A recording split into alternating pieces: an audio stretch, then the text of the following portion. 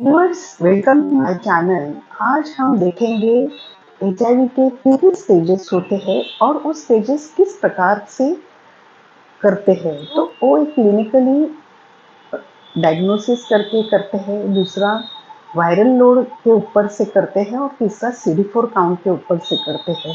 तो चलिए आज हम डिटेल में देखेंगे कि अपने जो स्टेजेस है एचआईवी के वो देखेंगे। जो व्यूअर्स जुड़े हैं उनके लिए मैं ये बोलना चाहती हूँ कि एचआईवी ये ह्यूमन इम्यूनोडेफिशिएंसी वायरस है और एड्स ए एक्वायर्ड इम्यूनोडेफिशिएंसी सिंड्रोम है। तो एचआईवी से एड्स तक जाने के जो स्टेजेस है, तो आज पहले हम देखेंगे क्लिनिकल स्टेज।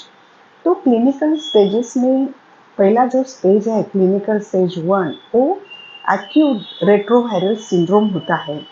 ये एक्यूट रेट्रोवायरल सिंड्रोम में क्या होता है, जब एचआईवी की लागन लगती है, मीन्स अगर किसी इंसान का पॉजिटिव इंसान से एक्सपोजर होता है तो उसके शरीर में म्यूकस मेम्ब्रेन के माध्यम से उसके शरीर में एचआईवी अंदर जाता है। तो वो एचआईवी अंदर जाने के बाद 8 वीक्स से 6 वीक्स तक उसको सिम्टम्स होते हैं, वो दिखाई देते हैं। अभी ये सिम्टम्स में मैंने पूरा वीडियो भी डाला है, तो भी मैं बोल देती हूँ कि एक तो बुखार आता है, रैशेस आते हैं, सोर थ्रोट होता है, फटीग होता है, कमजोरी महसूस होती है और माउथ अल्सर्स होते हैं। लिम्फ नोड को भी स्वेलिंग्स आती है और फीवर की इसमें फीवर विथ चिल्स भी उसको आता है।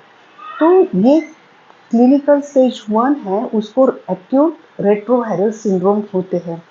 अगर आप ये दौरान टेस्ट करेंगे तो शायद आपका टेस्ट नेगेटिव भी आ सकता है, क्योंकि ये आप विंडो पीरियड में भी हो सकते हैं।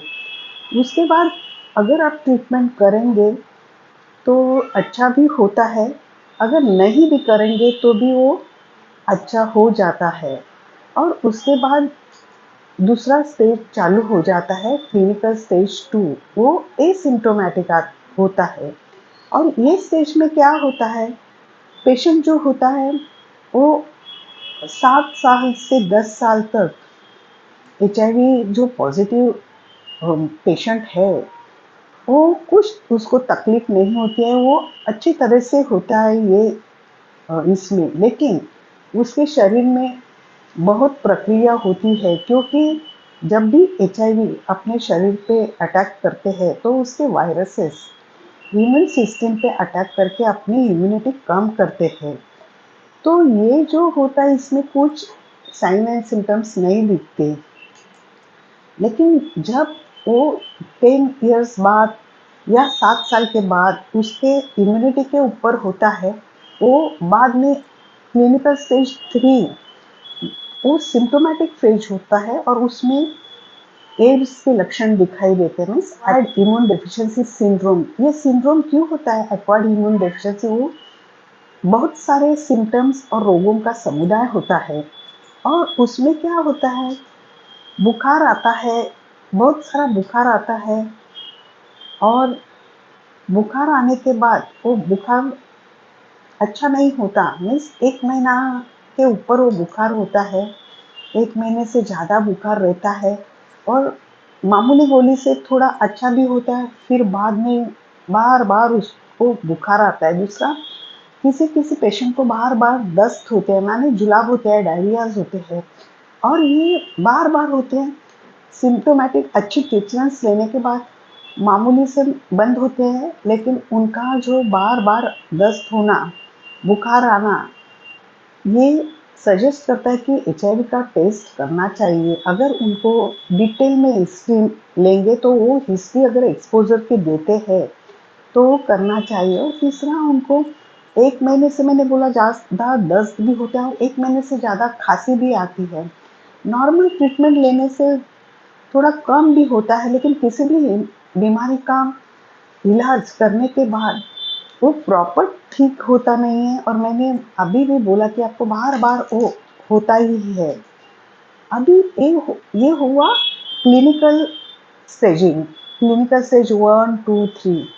अभी ये क्लिनिकल स्टेज 3 में क्या होता है, वायरल लोड बहुत बढ़ जाता है और CD4 काउंट बहुत कम हो जाता है। तो अभी हम देखेंगे कि CD4 काउंट के ऊपर भी हम स्टेजिंग कर सकते हैं। अगर वो स्टेजिंग स्टेज फर्स्ट में क्या होता है, CD4 अबाव माने 500 से ऊपर होता है तो उसको स्टेज 1 बोलते हैं। स्टेज 2 में क्या होता है, CD4 काउंट 200 तो 500 से होता है, इसको स्टेज 2 बोलते हैं। और स्टेज 3 में वो बिलो 200 होता है और उसका जो अलग अलग CD4 होगा और अलग अलग उसके कौन से रोग हो जाते हैं, इसका मैंने चार्ट डाला है, वो आप देख सकते हैं कि वो CD4 के ऊपर उनको सादा ट्यूबरकुलोसिस हो सकता है, हर्पीस ज़ॉस्टर हो सकता है, CME हो सकता है। और ट्यूबरकुलोसिस मैंने बोला है कि मिलियरी ट्यूबरकुलोसिस भी हो सकता है, वो फर्स्ट अपॉर्चुनिस्टिक इन्फेक्शन है। तो ये CD4 का हुआ। अभी वायरल लोड का भी दूसरा जो स्टेजिंग है, अगर वायरल लोड 10,000 तक होगा तो स्टेज 1 बोलते हैं। अगर 10,000 से 1,00,000 तक होगा तो स्टेज 2 बोलते हैं।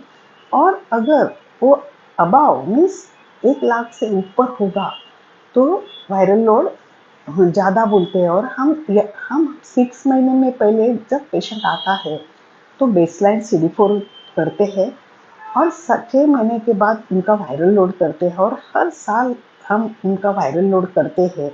तो वायरल लोड अगर ART जल्दी स्टार्ट की गई तो वायरल लोड TND होता है।